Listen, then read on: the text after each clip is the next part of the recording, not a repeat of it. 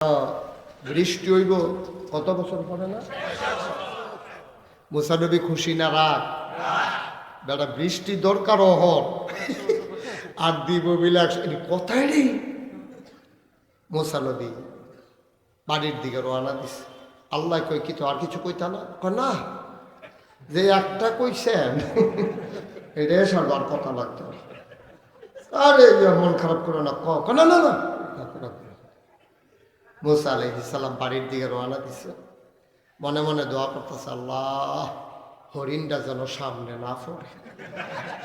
ফললে আমি কি তা কয়া আল্লাহ। মুসা নবী এদিক দিয়ে এদিক দিয়ে সিফা সাফা দিয়া মনে করে যাইব গা।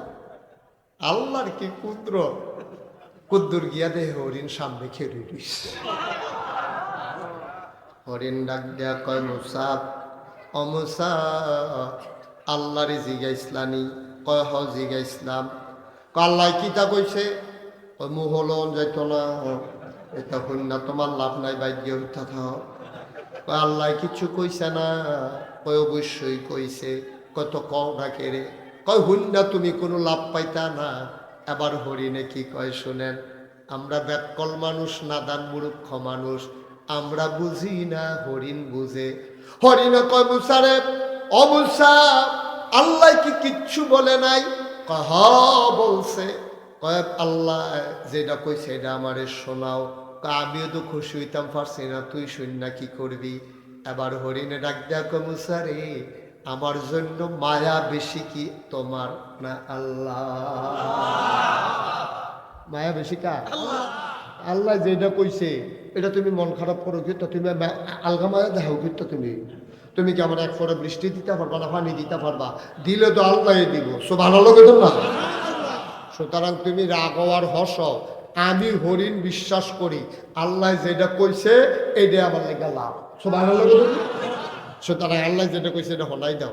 মুসাই মনে মনে কয়, শুনলে দুটার ফাইদা কি তা কইছে, এত বেশি বুঝুন নইছ তো ওখানে কইতে আসি। মুসাই কয়, ও তুমি যখন বুঝ জ্বালাইছ তো বুঝ ডালুয়ে বাদ্য হইতে থাও 100 বছর পরে। বৃষ্টি হইব কত বছর পরে? এই কথা শোনার লগে লগে হরিণে কয়, আলহামদুলিল্লাহ। আমরা হইলে কোন এই জায়গাটা আলহামদুলিল্লাহ কইতাম পারতাম না। ধান সিদ্ধ করছে, বৃষ্টি থামে না, বেরিয়েতে আল্লাহর যেই গালাগালি করি, মরার খোদায় সোহে দেয় না। মানে সে দান সিদ্ধ করলে কি রোদ থাকে, আর আমি দান সিদ্ধ করলে বৃষ্টি আর বৃষ্টি। হ্যাঁ, আমার লোক এত বেজ্জা, আমি কি নামাজ রোজা করি না? আল্লাহরে বইয়া বইয়া গড় ফোদাইতে আছে, আর হেতে চাইল বিড়িটা আর কয়, আরে ব্যাগ থামবো কেমন, আসমান সে গেছে হইয়া গেছে। আসেনি রে, বর্বরা আসেনি, অসুখ আছে, কিন্তু 100 বছর পরে বৃষ্টি হবে শূন্য। হরিণে কি কইছে? যেমন তেমন কথা মনে করছো? আমরা এলাম নাদান মানুষ, আমরা মূর্খ মানুষ। এই তৎনগত না পাইলে আমরা আর ভাল লাগে না। আমরা এমন নাদান মানুষ, ফাইলে বালা, না ফাইলে জাগাত চকুল ডাইলাই আমরা, ঠিক কিনা কও? আল্লাহ এবারে অস্বীকার করে আলাই আমরা। আরে বাবা, বাতাসতে তুই অক্সিজেন নিতে পারলি নইল যদি আল্লাহ না দিত। টিউবওয়েলের পানি খাইয়া জীবনে মরতে পারলি নইল আল্লাহ যদি না দিত। এরপরেও কুদ্দুরতে কুদ্দুরা কিছু হইলে তোমার আর সহ্য হয় না। হরিণে বুঝছে, আমরা বুঝছি না। 100 বছর পরে বৃষ্টি হবে, এই কথা শোনার পর হরিণ কি কয়? যদি শিক্ষা নিও, আল্লাহ জেনে রাখে, অ্যাক্সিডেন্ট করাইছে আলহামদুলিল্লাহ, বিপদ দিছে আলহামদুলিল্লাহ, ফলা মরে গেছে গা আলহামদুলিল্লাহ, ধান হইছে না আলহামদুলিল্লাহ। এখন আমার অন্য কোনো কথা নাই, ঠিক কিনা কও? সহজ করে একটা কথা কইতে হইলে বুঝবেন। আমি সেই 1996 সালে, অনেক বছর আগের কথা, এখন হইল 26, হ্যাঁ হইল 60, প্রায় 30 বছর আগের কথা। আমি ঢাকা যাব মাদ্রাসার এক কাজে। সকালবেলা আমি রওনা করছি কুমিল্লা শহরতে, আমি ঢাকাতে যাব। যাওয়ার সময় তো তাড়াহুড়া আছে আমার, গিয়ে অফিস ধরন লাগবো। এলাকা ফার্স্ট ট্রিপ কুমিল্লাতে যে বাসটা যায়, এটা নিজে রাইতের বেলা আমার এক মুরিদ দিয়ে টিকিট কাটাই রাখছি যে আপনি রাত্রে টিকিট কেটে রাখবেন, ফার্স্ট ট্রিপের বাসটা যেন ধরতাম পারি। আমরা যখন, আমি আর আমার মুরিদ যখন রিক্সা দিয়ে যাইতে আসি, তো ওই যেখানে বাস স্ট্যান্ডটা, এটা যাওয়ার আগে একটা রেল গেট আছে। আমরা বাস স্ট্যান্ডটা রেল গেটটা ফাড়িয়ে বাস স্ট্যান্ড, আর আগে হইল রেল গেটটা। আমরাও আল্লাহর কুদরত এই বাস স্ট্যান্ডার কাছে জিয়া সারছি, রেলগাড়ির ওই যে ডান্ডাটা যেটা গাড়ি বন্ধ করে দেয় এইটা পড়ছে। আমি চাইয়া রয়েছি বাসটা, দৌড় দিয়া গেলে ধরতাম পারি। হুজুর মানুষ এতটা পাঞ্জাবি গাও দিয়ে দৌড় দিয়ে কেমন যদি ফেস থেকে পড়েছি কে এই ডরে আমার মুড়ি তো হুজুর দৌড় দিয়ে আলাম। আমি বাস গেলে কাজ যাবো, দৌড় দিতাম পারতাম না। পরে বইয়া রয়েছি, বাসটা আস্তে করে জায়গাতে আছে, চাইয়া রয়েছি এই ফার্স্ট 10 হাতে গুল দিয়া। আমার মনটা এত খারাপ হয়েছে, রাইতে টিকিট কাটতে রাখলাম, বাসটা গেল গা।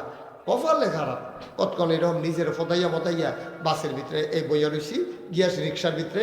পরে বাস স্ট্যান্ড যখন ইয়ে হয়েছে তখন করছি কি আপনার সেই সাইডে গেছি, গিয়াসের আবার দ্বিতীয় বাসের টিকিট কেটে বাস উঠছি। মনটা খুব খারাপ, টেহা গেল, সময় গেল। এই একটা সেকেন্ডের লেগে বাসটা ধরতাম পারলাম না। মনটা কি খুশি না বেজা? সাংঘাতিক বেজা। বাসের ভিতরে যে বইয়া রয়েছি, চেহারা মেহারা কালা করে বইয়া রয়েছি। এর ভিতরে দিয়া সামান্য একটু পরে 5 কিলো দূরে গিয়া সারছি, পরে দেখি একটা বাস কাটিয়া পড়া রয়েছে। আমরা জিজ্ঞেলাম কোন বাসটা? বা আপনার আগে যে বাসটা ছাইড়াইছে সেইটা। আমি আল্লাহ বাঁচাইছে। কিরম নাদান মানুষ দেখছেন নি? কিরম নাদান মানুষ দেখছেন নি?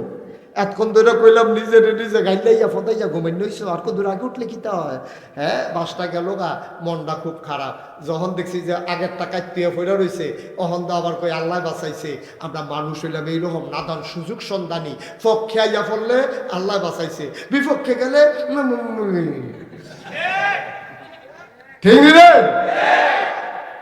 আমার জীবনের অভিজ্ঞতা তোমরা শেয়ার করলাম। আল্লাহ সিদ্ধান্ত নিছে, মুশতাক ফয়েজি তোমার অ্যাক্সিডেন্ট করাইতাম না, এর লেগে রেলগেট হালাইয়া তোমার 1 মিনিট পরে আনা, যেন তুমি ফার্স্ট টিপের বাসে উঠতে না পারো। এটা তুটলে তুমি অ্যাক্সিডেন্ট করবা। আমি আল্লাহ তোমার অ্যাক্সিডেন্ট করাইতাম না, কায়দা কইরা রেলগেট হালাইয়া তোমার আটকাই দিলাম, পরের বাসে তুমি যাইবা, যেন অ্যাক্সিডেন্ট তোমার না পা। সুবহানাল্লাহ কয় না রে? এই ছেলে, এই তুমি মাইদিকে কি তাফসীর করতে আসো? হলো বইয়া বইয়া আবার সাহেতে তুই তোর কথা তো কইতাছি, আবার হাতারে বুঝায় বাইকে দিয়া। তুমি হার সাথে কি কথা কও?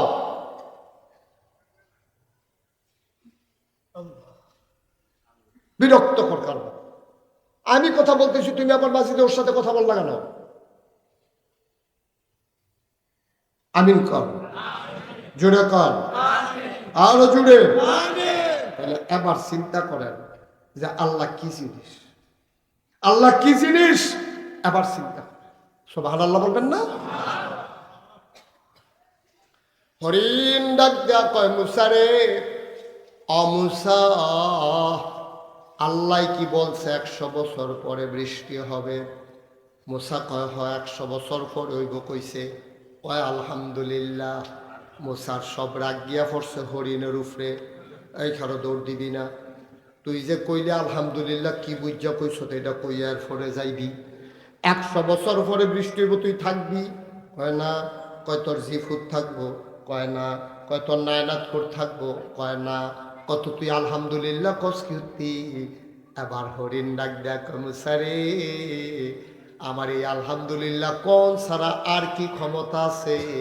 আমি তো বৃষ্টি দিতে পারি না, যেটা আল্লাহ মান্না নিছে, আল্লাহ যেটা ফায়সালা দিছে এটার উপরে আমি খুশি। আল্লাহ যে কইছে 100 বছর পরে বৃষ্টি হবে, যদি কইতো কিয়ামতের আগ পর্যন্ত বৃষ্টি হবে না, তাইলে আমি হরিণের কি করার ছিল? আল্লাহ যে 100 বছর পরেও দিত রাজি হইছে, এর লেগে আমি আলহামদুলিল্লাহ কইছি। সুবহানাল্লাহ বলেন না? এখন মুসা নবীকে ঠিকই তো কথা তো ঠিক, হরিণে বুঝলো, আমি বুঝলাম না। মনটা খুব খারাপ। মুসা মাথা নোয়াইয়া বাড়ির দিকে রওনা দিছে। কিছু দূর যাওয়ার পরে দেখে আকাশের উত্তর পশ্চিম কর্নারটা অন্ধকার হয়ে গেছে,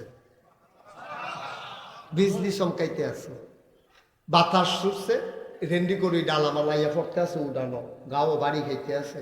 মুসা নবী দেখে যে ফাতলা ফাতলা পড়াও শুরু হয়েছে, কোনো মতো দৌড় দিয়ে গিয়ে ঘরে ঢুকছে, বৃষ্টি যে নামছেও।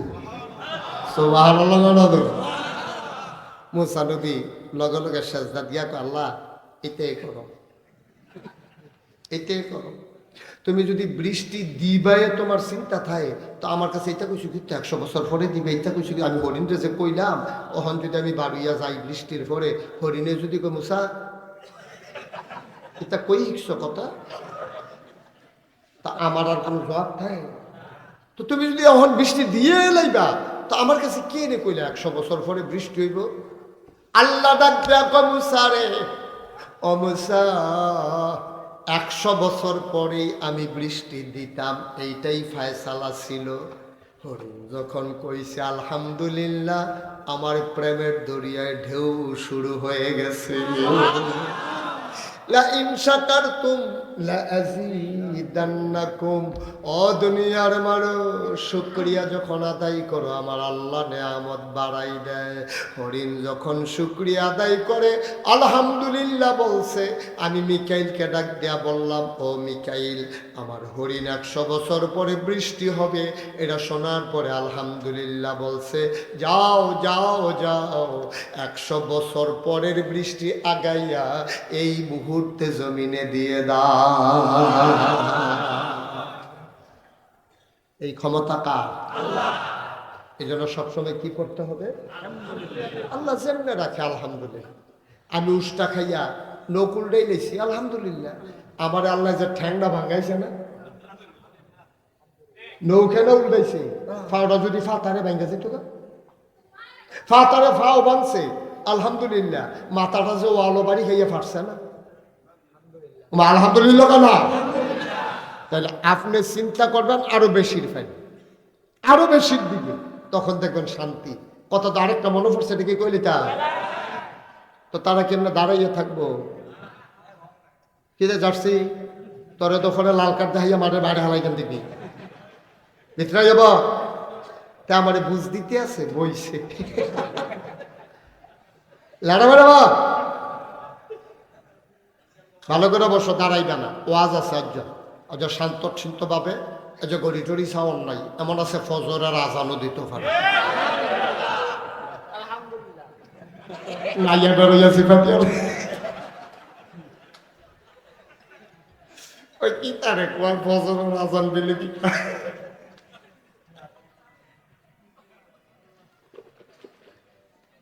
আরাম করে বসো, কোনো গড়ি টড়ি সাউন্ড নাই, কোনো মেহনত নাই। ওয়াজ কি থাইমা যাবো কেন? চলতে থাকবো। এবারে তো কয় না চলবো না, না চলবো, চল। বাড়ির মাহাজন যদি না কয় তো ওয়াজ নয়, বহন চলবো নি রে। কথা যেটা মনে পড়ছে এটা কি কইলি তা? কোন কথাটা না কথা বলিস না?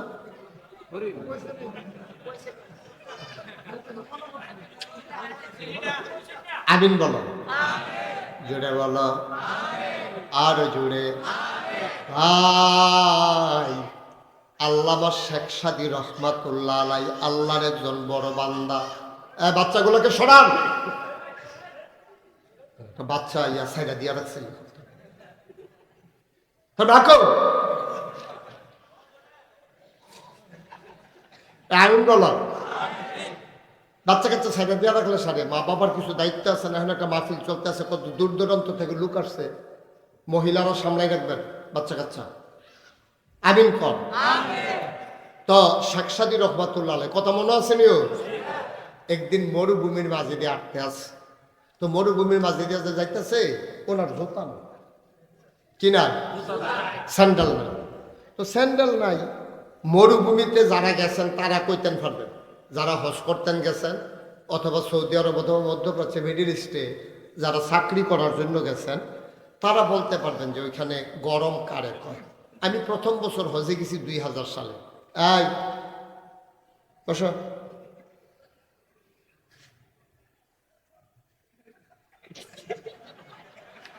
ঠিক আছে, হয়েছে ওই কাছে। হ্যাঁ বাবু, না ওই চাই হয়নি, হ্যাঁ হয়। বসো, আমিন খান। তো আমি প্রথম হজে গেছি 2000 সালে। কোন সালে? তা আমি যখন জেদ্দা এয়ারপোর্টে গিয়ে নামলাম, একটা বাতাস আইয়া নাহে দিয়া ঢুকলো। বাতাসটা খুব শুষ্ক ছিল। কতক্ষণ পরে দেখি নাহের ভিতরে ভিজা ভিজা লাগে। আমি আঙ্গুল দিয়ে দেখি রক্ত। হ্যাঁ, বাঙালি লেবার যারা ছিল তারা গেলাম, ও কারবার কি খা হুজুর আটকাইছেন তো 2-1 দিন ঠিক হয়ে যাবো গা। এখানে বাতাসটা খুব শুষ্ক, নাকের বাসি টাসি ফেটটা যায়, ঠোঁটমুট ফেটটা যায়, ফায়ের মুড়া টুড়া ফেটটা যায়, একটু বেসিলিন টেসিলিন সবসময় দিয়েন। এত এত গরম হুদুদি বাতাস লাগে এই কারবার হয়ে গেছে। তো শেখ সাদী রহমতুল্লাহ আলাই মরুভূমি দিয়া মনে করেন ভৈরবতে নরসিংদী যাইব, মরুভূমির মাঝে দিয়ে। তো উনি হাঁটতেছেন, খুব খেয়াল করেন, গভীর মনোযোগ।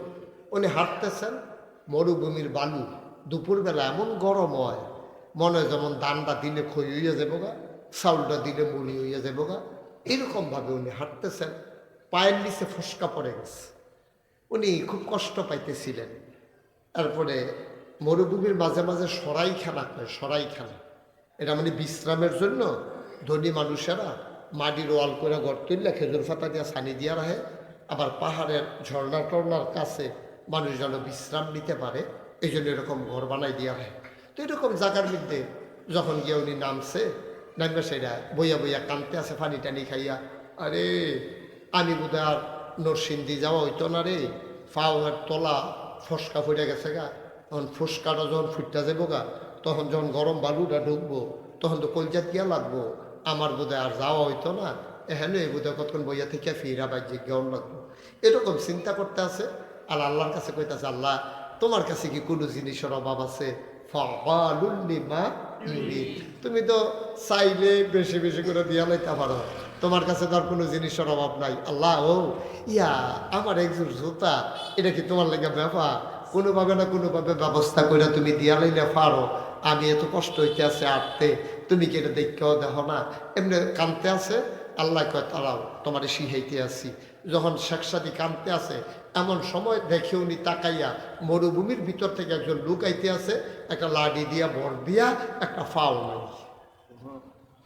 কি নাই? কি নাই? আর শেখ সাদীর কি নাই? হ্যাঁ, লোকটার কি নাই?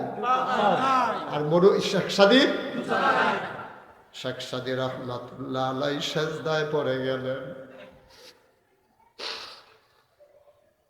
সেজদায় গিয়া কয়, আল্লাহ আমার জুতা লাগবে না, কোনো একদিন আমার জুতা হবে গো মাওলা, কোনো একদিন আমার জুতা হবে।